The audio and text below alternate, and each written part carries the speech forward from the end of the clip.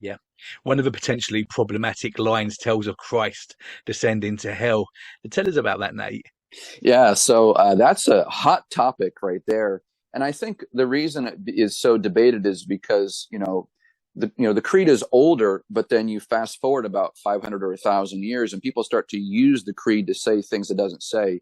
And one of the things that we as Protestants bump up against with the Roman Catholic doctrine is that somehow Christ descended actually into hell to argue and fight and wrestle for the souls of those who were in hell.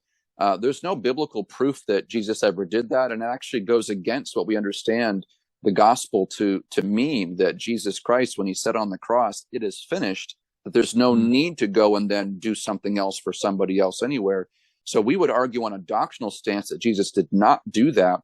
But when you look at the actual language, it actually refers not to him going to a literal hell, but some versions of the creed actually say he descended to the dead, or he descended to Hades, referring to him going into the ground. It's referring to his burial.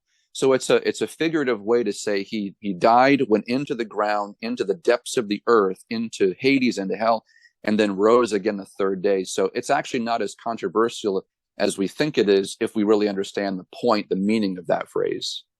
Yeah, yeah. The other line that's caused some issues is the Holy Catholic Church, the communion of saints. Tell us why we need to be as concerned as we might be when we read that, Nate. Yeah, again, another instance of a tradition, the Catholic Church sort of drawing that away and placing meaning that's beyond that. The Roman Catholic Church, Catholic just means universal. So when the Roman Catholic Church talks about themselves, they just mean the universal Roman Catholic, capital letters.